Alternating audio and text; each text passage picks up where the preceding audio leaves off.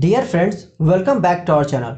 अगर आपने अभी तक पहले की वीडियोस नहीं देखी है तो उसका लिंक नीचे डिस्क्रिप्शन में है और आप आई बटन पर क्लिक करके वो वीडियोस देख सकते हैं। तो चलिए स्टार्ट करते हैं आज का लेक्चर। आज हम पढ़ेंगे जंपिंग स्टेटमेंट के बारे में। Jumping statement is use to jumps the control from one location to another location in the program. These three are called jumping statements: break, continue और go to.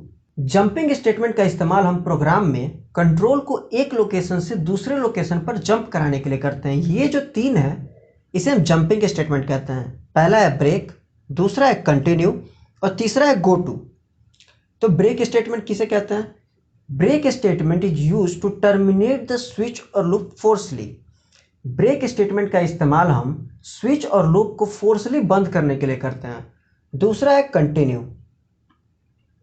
It is reverse of break. It shifts the control in the loop forcefully. Basically, continue is used to skip certain action during the sequence of execution. यह break का उल्टा होता है। यह loop में फोर्सली control को shift कर देता है। बेसिकली कंटिन्यू जो होता है वह एग्जीक्यूशन के दौरान, प्रोग्राम के एग्जीक्यूशन के दौरान सर्टेन एक्शन को स्किप करने में हेल्प करता है। गो टू होता है तीसरा। This statement is use to jumps the control from one level to another level. एक लेवल से दूसरे लेवल पर जंप कराने के लिए हम गो टू का इस्तेमाल करते हैं, जिसका जनरल फॉर्मेट होता है गो टू लेवल और लास्ट में level. Where level is any valid identifier, जहाँ पे जो लेवल वो कोई भी वैलिड आइडेंटिफायर हो सकता है। यहाँ पे एक नोट है, in C avoid the use of go to because it breaks the basic concept of structure programming and also makes the program logic complex. सी में हमें गो टू का यूज अवॉइड किया जाता है। सी में हमें गो टू का यूज नहीं ही करना चाहिए, क्योंकि ये जो स्ट्रक्चर प्रोग्रामिंग का जो बेसिक कॉन्सेप्ट है उसे ये ब्रेक कर देता है और जो हमारा प्रोग्राम होता है उसके लॉजिक को और ज़्यादा कॉम्प्लेक्स कर देता है, जिससे हमें समझने में थोड़ी सी मुश्किल होती है। इसलिए हमें सी में गो टू का यूज मना किया जाता है। आइए इस तीनों का हम एक एक एग्जाम्पल देखते हैं, ब्रेक, कंटिन्यू और गो टू का। तो पहला एग्जाम्पल है ब्रेक का। क्वेश्चन है कि हमें 1 से लेकर 100 तक प्रिंट करना है और वहाँ पे बीच में कंडीशन दी गई है कि if I is greater than equal to 50 तो लूप वहीं पे ब्रेक हो जाएगा और अगर नहीं हुआ तो प्रिंट करेगा आई।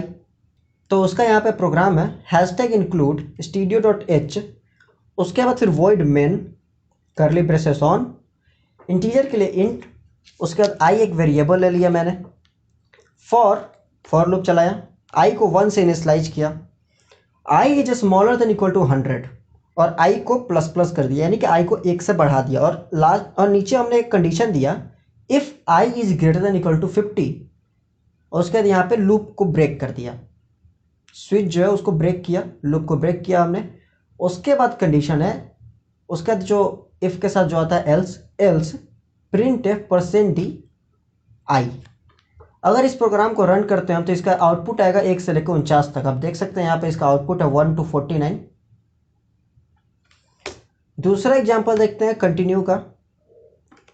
हमें एक ऐसा प्रोग्राम बनाना है जो 1 से लेकर 100 तक की गिनती तो लिखे, लेकिन जो नंबर 5 से डिविजिबल हो उसको वो एक्सक्लूड कर दे, उसको वो लिखे ही ना। तो उस प्रोग्राम को कैसे बनाएंगे देखते हैं। Hashtag include studio.h void main करली ब्रेसेस ऑन, इंटीजर के लिए इंट और आई एक वेरिएबल ले लिया। फॉर लूप स्टार्ट करते हैं, आई को 1 से इनिशियलाइज किया, I is smaller than equal to 100 और आई को इंक्रीमेंट कर दिया और नीचे कंडीशन दिया हमने if I is modulus reminder 5। इस परसेंटेज वाले साइन को हम लोग मॉडुलस रिमाइंडर कहते हैं, जो कि मैंने पहले पढ़ाया हुआ है। If I is modulus reminder 5 equal to 0 then continue else print I. तो हम इसे रन करके देखते हैं। 1 से लेकर 100 तक तो इसका रिजल्टेंट तो आ गया, लेकिन आप देख सकते हैं इसमें ना 5 है, ना 10 है, ना 15 है, ना 20, ना 25।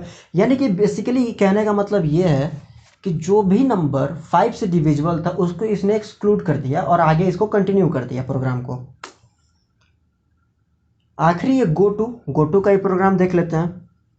गो टू का क्या था? गो टू एक लेवल से दूसरे लेवल पे स्टेटमेंट को जंप कर देता था। तो उसके लिए हमें कम से कम 2 वेरिएबल तो लेने ही पड़ेंगे। तो 2 वेरिएबल हमने लिया, हैशटैग इंक्लूड studio.h, उसके बाद फिर वॉइड मेन, फिर करली ब्रेसेस, इंटीजर लेना है इसलिए इंट ले लिया, और 2 वेरिएबल ए और बी ले लिया। एक मैसेज दिया यूजर से, एक मैसेज, हमें यूजर से नंबर लेना है इसलिए एक मैसेज दिया, प्रिंट एफ इंटर 2 नंबर, यहाँ पे उसको हमने स्कैन कर लिया, %d, %d, एंड %b, ये मैंने पहले पढ़ाया हुआ है। और नीचे जो कंडीशन दी गई है, if a is greater than b then go to first, अगर a जो है वो b से बड़ा होगा तो फर्स्ट पे जाएगा, अदरवाइज सेकंड पे जाएगा। फर्स्ट में हमने लिख दिया फर्स्ट प्रिंट एफ a, और सेकंड में लिखा b। तो इसको रन करके देखते हैं हम।